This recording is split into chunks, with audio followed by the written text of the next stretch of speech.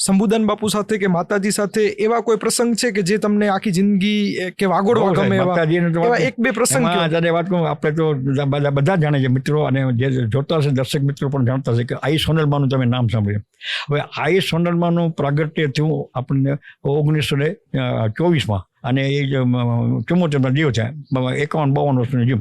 હવે 1924 જ્યારે એ થયા પોતે, અને એના પછી એનું જીવન હતું ને એ જીવન, અને એમાં આઈમાં એ એક 53ની અંદર એક પોતાના ગામ મઢડામાં આખા ચારણ જ્ઞાતિનું ઓલ ઇન્ડિયન સંમેલન બોલાવ્યું. હવે ઓલ ઇન્ડિયાનું સંમેલન એક ત્યાં એ વખતે આઈમાની ઉંમર હશે હાર્ડલી 21 વર્ષની હશે. હજી પણ બહુ સાંકડા રોડ છે. 20 વર્ષની છોકરી, 20 વર્ષની દીકરી કે ને આપણે 20 વર્ષની દીકરી કે ચારણ દીકરી ભલે જે માતૃશક્તિ હતી, પણ હું બોલે એટલે ઘણા મારા જેવા બુદ્ધિશાળી કીધું માં અહીંયા કરીને બોલાવવાની, ત્યાં વ્યવસ્થા હતા, તમારે અગત્ય જાવ ત્યાં ગાડો પણ નથી આવતો તો બદલાઈ નાખી, મારે અહીંયા જ બોલાવવું છે. હવે એ એની જીદ કરતાં પણ યોગેશભાઈને કહું કે એનામાં જે આત્મશક્તિ છે ને એ પીછાણમાં ઘણા ભૂલ કરી છે, બુદ્ધિશાળી માણસ જેને બુદ્ધિશાળી કહીએ છીએ, અને એ જે આ જે તત્વ છે ને એ તત્વને પહેચાનવામાં ઘણીવાર ભૂલ થાય. આઈમાનો ડિટર્મિનેશન મારે અહીંયા જ કરવી છે, અને એ સાહેબ સંમેલન એને બોલાવ્યું, અને એ સંમેલનમાં કુદરતી માણસો ગયા, અને બહુ જબરદસ્ત સક્સેસફુલ સંમેલન. અને માનસિક આ માતૃશક્તિ છે, આ દૈવી શક્તિ છે. હવે દૈવી શક્તિ છે એટલે કચ્છમાં એમનો શું એટલે 55-56 એક આપણે નક્કી કર્યું કે 55-56 આઈમાને નિમંત્રણ દેવા માટે અહીંયાથી ડેલિગેશન જાય.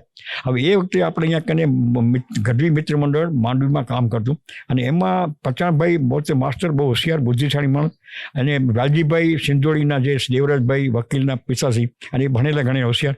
પછી હરિભાઈ આલગા, તમારું ગામ વિરાણી, ભારાપર જેની બાજુ વિરાણી, બહુ મોટા ઇન્ડસ્ટ્રીવાળા.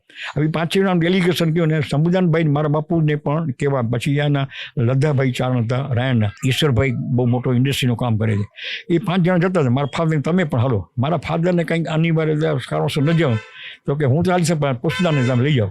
એટલે મને યોગેશ એ વખતે જવાનો ચાન્સ મળ્યો. 55માં અમે અહીંયાથી ગયા નવલખી કંડલાથી સ્ટીમરમાં જવાય, નવલખીથી બસમાં અમે ગયા જુનાગઢ, અને જુનાગઢથી પછી વળી બીજી બસ બદલાવીને મઢડામાં જ્યારે આઈમાને મળ્યા ત્યારે પિંગળસિંહભાઈ પાયક, બહુ BLLB આપણી નાતના BLLB 1935ના BLLB, અને એ ચારણની બોર્ડિંગનું કામ કરતા, કાગબાપુ સાથે પણ બહુ કામ કર્યું, એ પણ ત્યાં હાજર હતા. અને કચ્છના આવે પોતે કચ્છના, એટલે કહે છે માં આપ અહીંયા કચ્છ જરૂર પધારો.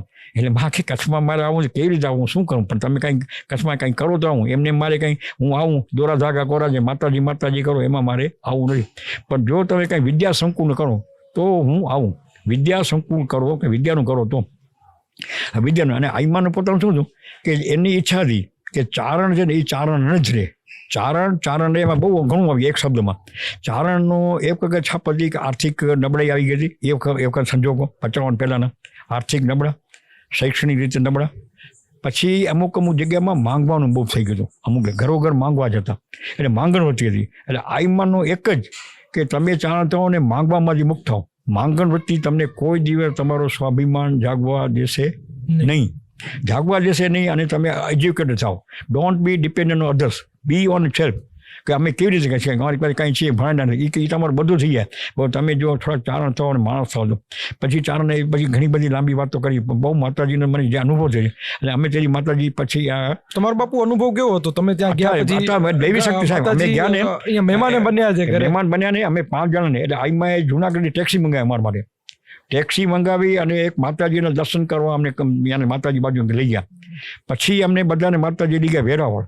યોગેશ અને વેરાવળની વાત કરું એક, અને વેરાવળમાં સોન્યો માતાજીને બહુ જ પરમભક્ત એટલે કે માતાજી જે કે એ થાય, માતાજીની વગર કંઈ થાય નહીં.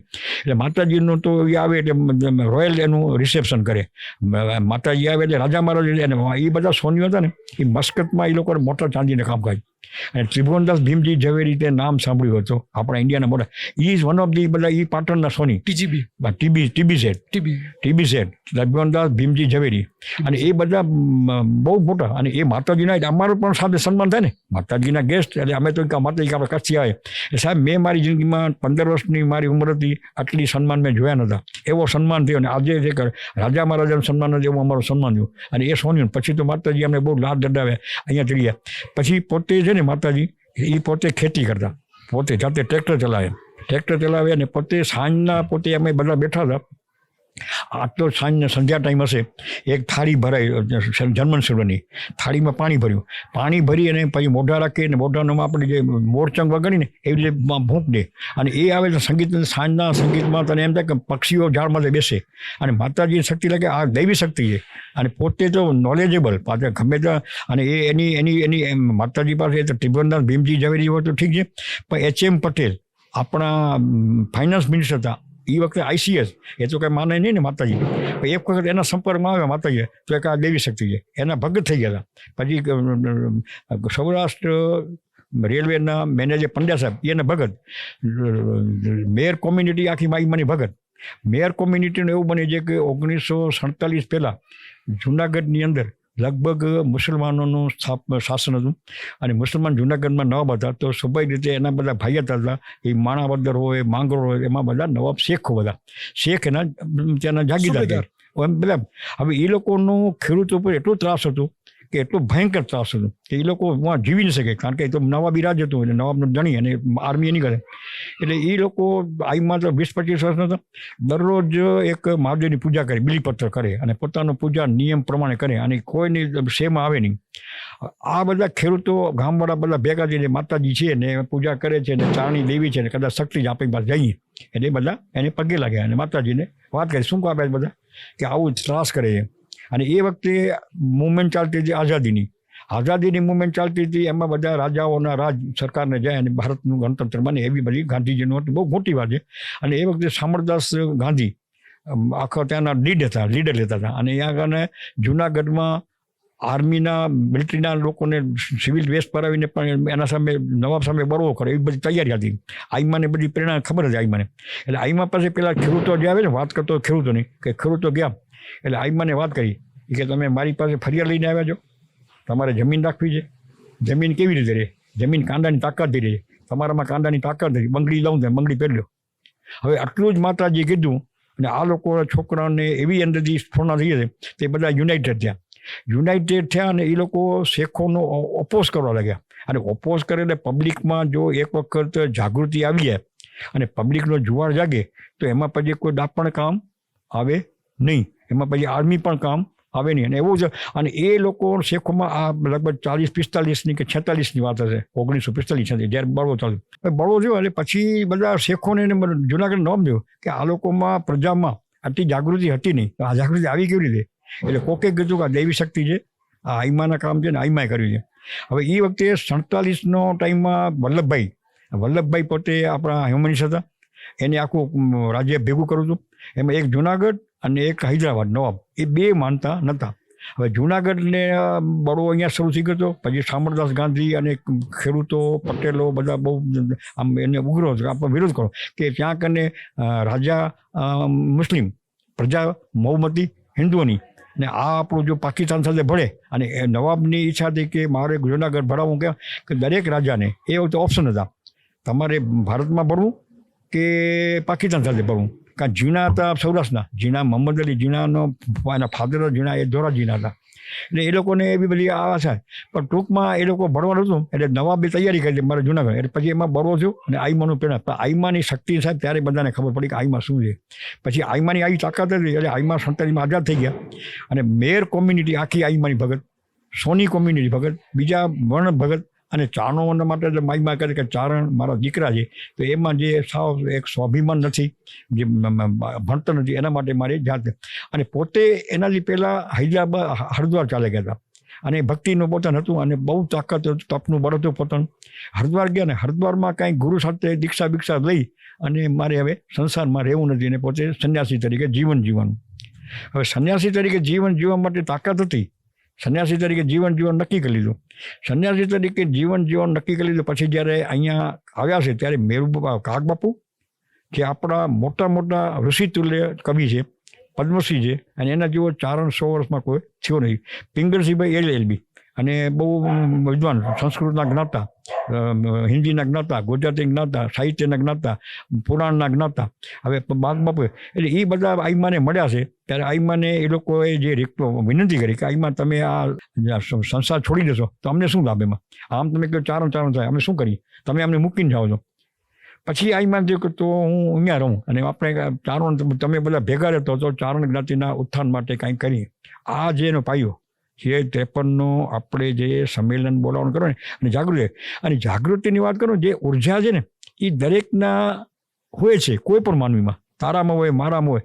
હવે એ ઉર્જા જાગૃત કરવી કેમ, જાગૃત કેમ થાય, એના શું નિયમ, એના નિયમો કંઈ છે કે નહીં, એ વિદ્યાર્થી આવે છે કે નહીં, વિદ્યાર્થી આવે છે કોણ શીખવાડે છે. પણ એ તો જે આઈમાના નિયમ હતા ને, એક તો પોતે દેવી શક્તિ હતા, પછી એમનું એટલું દ્રઢ મનોબળ હતું, કોઈની પાસે લેવું નહીં, એ ખેતી પોતે કરતા અને ખેતીની જે આવક આવે એમાંથી બધાને વાપરી દેવાનું, કોઈ નહીં. અને નવરાત્રિ, તો નવરાત્રિમાં બધાને બોલો ખર્ચો આઈમાં કરે. તમારા વ્યક્તિગત અનુભવ? મારા વ્યક્તિગતમાં અનુભવ પછી પધારે, પછી કચ્છ પધારે. કચ્છના એમને 13 પ્રવાસ કર્યા. હવે કચ્છમાં એ લોકો જુનાગઢથી આવે તો બાકી તો એટલો પ્રવાસ લાંબો આઈમાં સાથે કોઈ કરીને, આઈમાં આવે એટલે એના ભાઈ સંઘ હોય 8, 10, 15 જણો. એ વખતે રાજકોટ, મુંબઈ, રાજકોટ, ભુજની પ્લેન સર્વિસ હતી, એટલે ભુજથી પોતે પધારતા. અને ભુજમાં પધારે એટલે મારા બાપુની ઈચ્છા હતી કે આપણે ઘરે પધારે, બહુ ભાગશાળી આપણે, એટલે ઘરે પધારે તો એ પહેલાં કારણ કે ભુજમાં આવવું હોય તો પોતાને ફ્રેશ થવા માટેના આ થાય ને પછી અહીંયાથી બીજો પ્રવાસ છે. અને કચ્છ આઈમાની ઈચ્છા હતી કે કચ્છના દરેક ચારણના ગામે મારે જવું, એક ગામ, ગરીબમાં હોય તો ગરીબ, એટલે ભુજ પધારે. એટલે ભુજમાં તો આખો મોટો ઉત્સવ થયો, અમે એમને સામૈયા કર્યા પોતે ભુજમાં પધાર્યા. હવે એ વખતે હિઝાઇનસ તો રિસન્ટલી જ રાજ ગયું હતું, તો પછીનો રાજા મિલન મદનસિંહ તો રાજા તરીકે ગણતા અને હજી પણ રાજા તરીકે માનતા. એ વખતે આ 56માં પોતે આઈમાનો પ્રવાસ થયો, 56માં. હવે 47માં આપણે આઝાદ થયા, 10 વર્ષનો. એટલે હાઇનેસની તો, અને હાઇનેસ આઈમાને ઓળખે એ રીતે કે જામનગરના મહારાણી સાહેબ ગુલાબકુંવરબા એમનું નામ, અને ગુલાબકુંવરબા કચ્છના ભાણેજ થાય, શિરોઈના ભાણેજ, અને શિરોઈ કચ્છના મદનસિંહજીના બેન હતા. એટલે ગુલાબકુંવરબા કીધું આ બહુ તાકાત છે, લેવી શક્તિ, તમે આવે તો મળજો જરૂર. એટલે માઇનસે એક શું કર્યું કે એમના જે પ્રાઇવેટ સેક્રેટરી એડીસી ગોરજીભાઈ, એમને પોતાની ગાડી લઈ અને પ્લેન ઉપર મોકલાવેલા. હવે અમે બધા મારા બાપુને એક ઘોડાગાડી, એટલે મોટી આપણી વિક્ટોરિયા જેવી, એમ વિક્ટોરિયામાં મોટું સન્માન થાય, એનું પ્રોસેસન થાય, પ્રોસેસનમાં પોતે ઘરે પધારે એવી તૈયારી. એમના આગળ જે બધું ને આપણે મોટો આવે કે મોટી આપણે આજે મોટું પ્રોસેસન કરી એ તૈયારી. માતાજી કે તો આપણે આમાં હાલી ગાડી ભલે પડી, એટલે ગાડીમાં ગયા નહીં. આઈમાં ગાડીમાં નહીં બધા કીધું ગોરજીભાઈ કે હાઈનેસે રિક્વેસ્ટ કરાવી છે કે આપ પેલા મેલમાં પધારો, મેલમાં આપણી સગવડ છે. એ મેલમાં પહોંચ્યા પહેલાં સંબુદાને ઘરે જઈએ, એટલે અમારે ઘરે આવે. એટલે અમે બધા નાના, એ વખતે તો બહુ આનંદ થાય ને, એટલે આનંદ થયો. પછી ગયા પછી હાઈનેસે ઘણી વાર પધારે, એટલે હાઈનેસ પાછા આપણે આવ્યા અને બાજુમાં પાછળથી ત્યાં પોતે બેઠા. પછી આઈમાને ખબર પડી કે રાજા પાસે, પછી પોતે આઈમાં પણ એમને મળ્યા. અને હાઈનેસ પોતે ભોય પટમાં બેઠા અને આઈમાં ઢોલિયા પર બેઠા, પટલું ભાઈ. અને આઈમાએ પણ કીધું કે બહુ રાજી થઈ, તમે આવ્યા છો, ગુલાબકુંવરબાના હું સગા થાવ, આમ કરીને બહુ ઘણી બધી વાત હોય. પછી તો આઈમાં 13 પ્રવાસ કરે. પણ એમાં એક તને મારા અનુભવની જે વાત કરીને, એટલે કચ્છનો ચારણ સમાજ અભણ સ્વાભિમાન ગયું હતું, માંગણ તઈ છાપતી, અને આઈમાનની ઈચ્છાથી પોતે આવ્યા મારે સર્ગ, એટલે જમી લીધા. પછી આઈમાએ બધાને ભેગા કર્યા. આઈમાએ કહે કે હું કચ્છમાં આવી છું, આપણે શિક્ષણનું કરો શરૂઆત, શિક્ષણનું કાર્ય કરવું છે ને એના માટે ફંડફાળો કરો, તમારે કરો. અને મારી એક જ ઈચ્છા છે કે તમારે ચારણો સિવાય કોઈની પાસે લેવું નહીં, બીજાનું ડોનેશન નહીં. હવે ડોનેશન નહીં લેવાનું. પછી બધા જે બેઠા હતા સ્વાભાવિક રીતે મારા ફાધરને કે તારે ઘરે આવી તું શરૂ કર.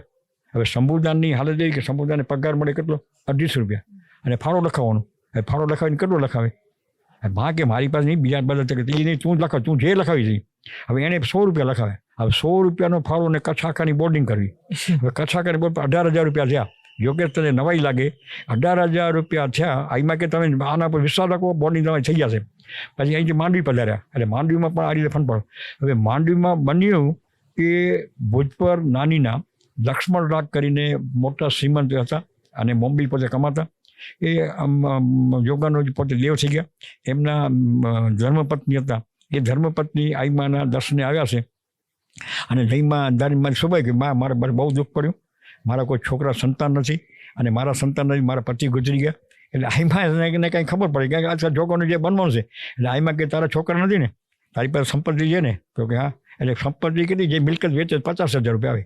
તો કે એ કરતો, એ તો સમાજને આપી દે, આ સમાજ તારા બધા છોકરા છે. અમને તો આઈમાં કે રાજી રહે. અને સાહેબ એ વખતે એમણે પોતાની સંપત્તિ આપી દઈને 50,000 ભેગા થઈ ગયા. એક બાજુ આખી નાતના કેટલા રૂપિયા? 18,000. 50 અને પછી લક્ષ્મણ રાગ બોર્ડિંગ નામ રહે, લક્ષ્મણ રાગ ચારણ બોર્ડિંગ આજે છે, એમાંથી હજારો છોકરાઓ ભણી ગયા છે, ઓફિસર છે. એટલે અને પછી બધા ગામે જાઉં, આઈમાનને ગામે જાઉં. પછી 65માં મારા મેરેજ થયા, એટલે આમંત્રણ દેવા મારા બાપુ ગયા કે મારે સંબોધન કે બને છે જો અનુકૂળતા થાય. મારા લગ્નમાં પોતે અહીંયા પધાર્યા હતા. ભુજથી અમારી જાન ગઈ ત્યાંથી થરાવડા, ત્યાંથી 50 કિલોમીટર હતી, ત્યાં પોતે પધાર્યા. પછી 72માં મારા ભાઈના લગ્નમાં પોતે પધારેલા. અને ઘણી વખત મેરમાં એવું બન્યું છે કે મેરમાં આઈમાએ કીધું આવીશ, અને જો કદાચ સંજોગો નહીં જાય તો લગ્ન ન કરે, આઈમા જ્યાં ના આવે. અમદાવાદની અંદર સાણંદ ઠાકોર સાહેબમાં એક કારભારી હતા, હવે સાહેબ બહુ મોટા વકીલ, આઈમા તેને ઘરે જતા. હવે મોટા વકીલ તો એ આઈમાને ઘરે પધરામણી કરે, આઈમા એને બાબો કે, અને આ દવે સાહેબ મોટો વકીલ, એ એને માં કે. પછી દવે સાહેબના મિસિસ સવિતાબેન એ બા કે.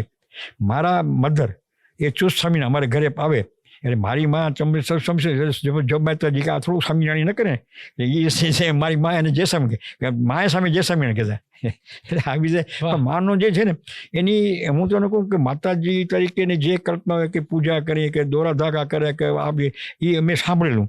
પણ પછી એમાં મેં આઈમાને કાંઈ ન જોયું. આઈમાને કે આ બધું મૂકો, તમારા લખણ બદલાવો, આચાર બદલાવો અને આહાર બદલાવો. તમે જે માંસ મદીનાથી છોડો, માંસ મદીના બહુ કટ્ટર હતી, અને શિક્ષણ ઉપર ભાર. અને જે આઈમાના સંપર્કમાં આપણા ચારણમાં 3 વાળા હતા, એક તુંબેલ કહેવાય, એક કાછેલા કહેવાય, મારું એમાં બેટી વ્યવહાર નહોતો અને રોટી વ્યવહાર પણ ઓછો હતો. આઈમાં કે ચારણ એક ધારણ, બધા ભેગા થાવ અને ભેગા થઈ સંગઠન. અને હવે આઝાદીના યુગમાં સંગઠન શક્તિ છે અને ભેગા કર્યા. અને પછી તો સાહેબ ધીરે ધીરે બોર્ડિંગ કચ્છનો રાઈસ થયો, કચ્છની બોર્ડિંગો આજે બીજા કચ્છ એક પર પૈસો. અને એ વખતે એવી કે દરબારો પાસે આપણે ચારણ પૈસા નથી તો આપણે કરી શકીએ એની બોર્ડિંગ પસાર થયું. એટલે આ તાને માઈમાના પ્રસંગ કરવા જાઉં ને તો એને તો આખો મોટો ઇતિહાસ લખાય. અને માતાજીના મારા ઉપર બધા. અને આઈમાની એક બીજી ખૂબી તને કહું, આઈમાના જે સંપર્કમાં આવે ને એ એમ માનતો થઈ જાય કે મને હું જે આઈમાથી નજીક છું કોઈ નથી. સંબોધનને માનવાનું કારણ હતું હું આઈમાને નજીક છું.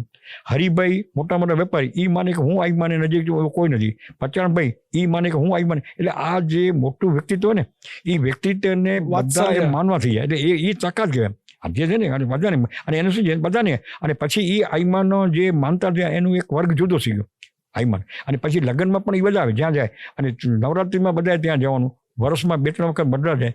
બડડાની અંદર આપણી મંદિર એક પછી બનાવ્યું આઈમાના 2 ગમન પછી. અને એ 2 ગમન પછી મોટા સોની મંદિર બનાવ્યું, 2 કરોડ રૂપિયા એ વખતે ખર્ચ્યા.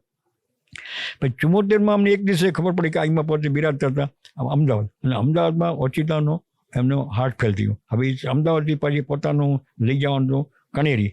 હવે કણી મારા બાપુને ખબર છે, અમે એને ખબર છે રાતોરાત અમે એક ગાડી હતી ટેક્સી, તે વખતે ગાડીઓ નથી, અને પહોંચવું ત્યાં કે 74માં બહુ અઘરું હતું. પછી અમે રાત્રે અમે ગયા હતા અને આઈમાનું 2 વ્હીલર થયું. માત્ર 24 થી 74 એટલે 54, 50, 51 બસ રહ્યા છે. પછી એમને જે કામ કર્યું જબરજસ્ત. બીજો એક પ્રસંગ એવો પ્રસંગ તને કહું કે પોતે અમદાવાદ બિરાજતા હતા. મારા ભાઈ હરિદાનભાઈ પાસે ટ્રક હતી, ટ્રક ડ્રાઈવર તરીકે. હવે ટ્રક ડ્રાઈવર તરીકે એ ટ્રક લઈને અમદાવાદ આવ્યા છે કામે. એટલે આઈમાને મળવા આવ્યા. આઈમાને મળવા આવ્યા એટલે પૂછે કેમ છો, શું કરો? કે મારી ટ્રક છે. હવે ટ્રક શું છે કે હું મને જે હવે ભાડું મળે કે તું મારા ભેગો હાલ, તું મારા ભેગો ટ્રકમાં હાલ. અને આઈમાની ફર્સ્ટ ક્લાસની ટિકિટ હતી અમદાવાદથી કરીને કેશોદ સુધીની કે સોમનાથ જેમ.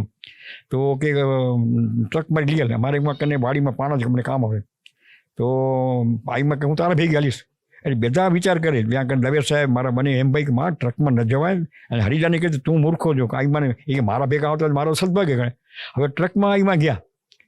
શું એવું કે ટ્રકમાં અહીંયા લઈ ગયા ને જ્યારે અહીંયા બગસરા પહોંચ્યા ને, બગસરામાં ગાડી ઊંધી, ઉપર બધું સામાન હતો લોખંડનો, અને 4 ઊંધા, 4 એને ફોટો છે આજે.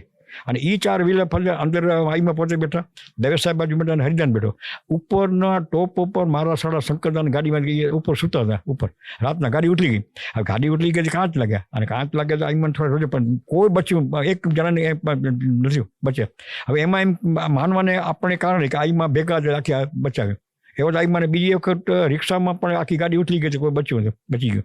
હવે નહીં તો હું તને કહું આઈમાં ટ્રકમાં જાય એમ માનવા ના આવે કે જેની અંદર રાજા મહારાજાઓ ઘરે જાય, એચ.એમ. પટેલ જાય, જુનાગઢનો નવાબ અહીંયાથી ભાગ્યો ત્યારે મહિના દર્શન કરી ગયા. ભુજ ફ્લાઇટથી આવતા ને, ભુજ ફ્લાઇટથી આવતા. અને ફ્લાઇટથી એના ભેગા સોની હોય પોતાની પૈસાની પોતે પણ બીજાને આપતા. એટલે પૈસાની જઈને અને પૈસા ધારે એટલા કરી શકે, અબજો રૂપિયા કરી શકે બીજા જો નાતનાર કરે. પણ એ પૈસા સાથે સંબંધ પછી થઈ જતું. પણ એ ટૂંકમાં વાત કહે એને બચાવવા માટે આજે હું તને કહું, આ બધું છે એના જે જેતા અને આઈમાને સાથે જતા રહ્યા ને સાહેબ, આજે એક પણ વ્યક્તિ દુઃખી નથી આઈમાના જે છે કોઈ પણ. અને એના નિયમ હતા કે તમે આહાર વિહાર શુદ્ધ થાય, ભણતર થાય, જ્ઞાની થાય, તમે માણસ બનો, ઇન્સાન બનો, ચાણ બનો. પછી રાજસ્થાનમાં પોતે પધારતા અને મોટા મોટા યજ્ઞો કર્યા અને પોતે હવન કર્યા, મંદિરો પ્રવાસ કર્યા.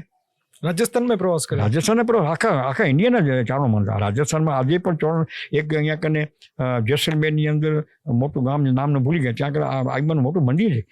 આપણું આખા ઇન્ડિયાનું મોટું એક ધર્મશાળા અથવા આપણે યાત્રી નિવાસ કહેતો યાત્રી નિવાસ હરિદ્વારમાં બન્યું, જે ઓછામાં ઓછા 15-20 કરોડના ખર્ચે બન્યું છે. 5 માળની બિલ્ડિંગમાં 50 રૂમ છે. એમાં એક આપણે નાનું મંદિર બનાવ્યું, એમાં કનીજીની મંદિર માતાજીનું છે અને આઈમાની મૂર્તિ છે. એમાં સોનલમાની અને એક બાજુ લુંગબૈસાની. આપણે અહીંયા બોર્ડિંગ કરી એટલે બોર્ડિંગમાં પછી આઈમાનું મંદિર બનાવ્યું. આજે આજનીમાની બોર્ડિંગમાં ઘણા બધા દર્શન કરવા જાય. એટલે આઈમાની વાતો કરી તેને પાર ના આવે. અને કાગબાપુ પછી 1974ની સાલમાં આઈ થિંક એમને ચાંદીથી તોડવાની વિધા કરી. મહાપોતે ના પડતા, પછી કે આખી ચાંદીથી તોલાવી દીધું માઇન થાય. અને એ ચાંદી જે ભેગી થાય એ સાહિત્યમાં વપરાય, સાહિત્યના કામ માટે. એટલે પેલી એગ્રી થાય. કાગબાપુ ત્યાં હતા અને જુનાગઢમાં એનો તુલાવિધિનો કાર્યક્રમ થયો. આખા ઇન્ડિયન નાથ ભેગી થઈ અને એમને 80 કિલા કેટી કે ચાંદી હતી.